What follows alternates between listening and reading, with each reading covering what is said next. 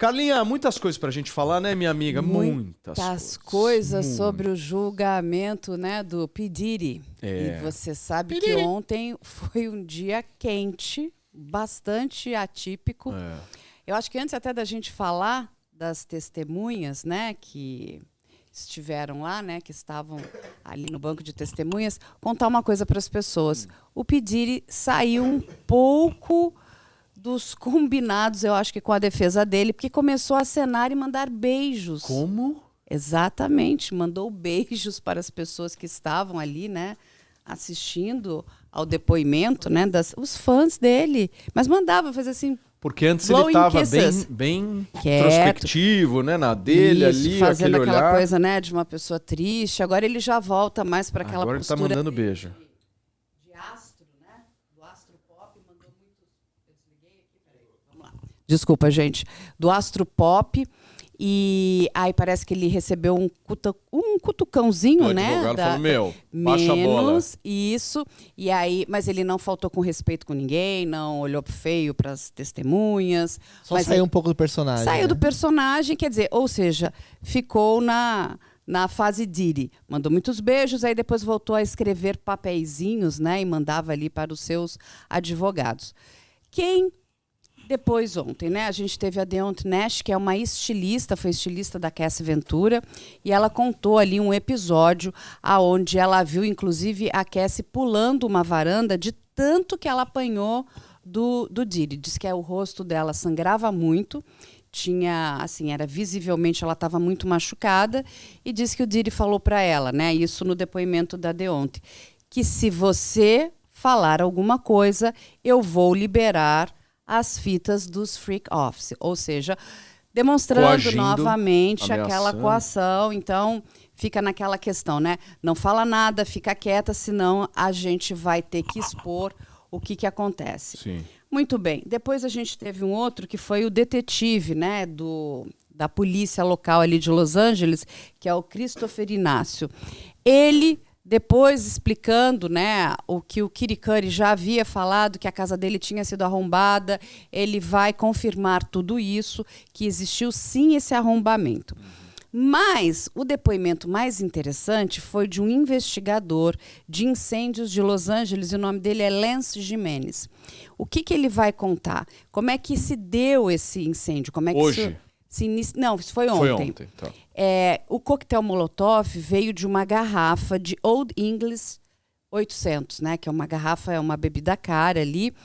E na boca do coquetel Molotov tinha um lenço de grife. Aí já se começam as especulações, né, gente?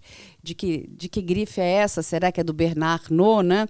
Ou seja, demonstrando não que... é possível. Os caras estão falando que o dono da Louis Vuitton tá no meio? Não. Assim, querendo dizer o seguinte, que demonstrando que isso veio do P. Diddy, sim, porque... Imagina, um lenço de grife. Assim, é verdade que ele tem uma amizade com o Bernard Arnault? Eu ouvi isso em algum lugar. Sim, ele foi garoto propaganda, ele, o Jay-Z, a Beyoncé, todos eles são garotos. Porque, assim, para que as pessoas possam entender, Bernard Arnault é o Midas do Império do Luxo. O maior, Quando né? a gente fala, é LVMH, é Louis Vuitton, Moët Chandon, Hennessy. Então, assim, todas essas marcas de luxo, não só da moda, mas de bebida, são do império do Bernard Arnault. Ele é um dos maiores bilionários, né, enfim, do mundo. Ele é casado com a Salma Hayek e tudo que ele não quer ver é escândalo envolvendo as marcas dele. Então aí foi a graça, que será o lenço, será que, né, era de uma grife famosa? É lógico que o Bernard não tem nada a ver com isso, né, gente? É só para demonstrar... A princípio. A princípio. Não crave nada.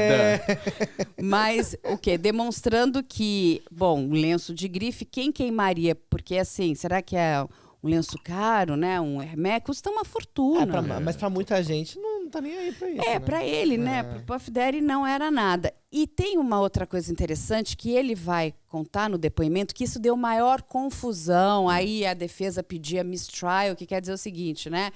Vamos acabar com isso aqui, isso temos que anular, porque esse investigador vai contar que as digitais coletadas 8 meses depois desapareceram da polícia. Sumiram. sumiram, gente. Vocês estão brincando. Não. É coisa de E filme, aí né? começa aquela confusão. O juiz, né, o Aaron, começou pedindo calma para todo mundo. Porque o que acontece? O que está em julgamento não é o caso do Kid Cudi. Mas o caso do Kid Cudi, né, ele vai trazer um pano de fundo muito interessante para explicar o perfil de controle, dominação e dessa organização criminosa. Quando você começa a trazer muitos detalhes de uma operação, principalmente uma operação que deu toda errada, isso também não é bom para a promotoria, a defesa começa a ganhar. Ela ganha corpo. Falou, olha, mas a gente não está aqui julgando o caso, né, da Porsche, Claro. o carro que foi explodido era uma Porsche, né, do Kid Cudi. E aí o juiz vai pedir o seguinte: ignorem tudo isso que foi falado sobre digitais desaparecerem, provas sumirem, e aí ele conversa e pede para retirar essa parte dessas informações.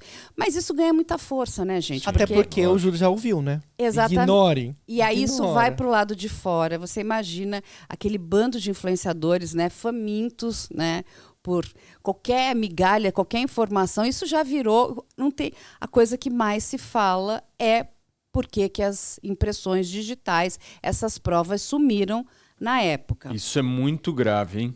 É gravíssimo. Isso é bem grave, É gravíssimo, hein, mas gente? isso também, gente, demonstra o seguinte: olha o poder desse homem. Ele Exato. some com as De provas. influência De no influência. sistema, né, com a polícia. E aí você começa a entender por que que não deu em nada e vira um cold case. Quem jogou esse coquetel Molotov? A gente viu no dia anterior, até mandei para vocês, que a Capricorn Clark, assistente do Diddy, vai contar que ele chega na casa dela e fala: vamos matar ele. Uhum. E ela fala, para vocês entenderem, essa assistente era muito ligada ao Diddy.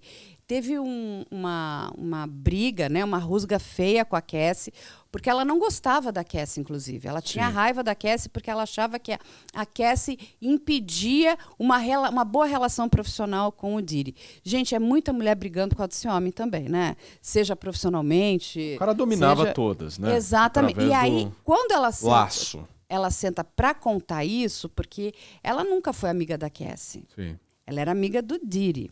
Mas, de novo, vem ali a defesa dizendo que ela é uma funcionária que está chateada, porque o Diddy vai mandá-la embora, né? Ele vai excluí-la ali do hall da equipe dele e ela vai tentar voltar em 2024. Vai querer fazer parte. Eu quero voltar e quero fazer parte. E ele simplesmente ignora. Queria, não sei se o Reis tem perguntas, se o Fefe também, fiquem super à vontade, mas eu queria te perguntar em relação à postura da defesa, né? Eu queria que você pudesse detalhar pra gente,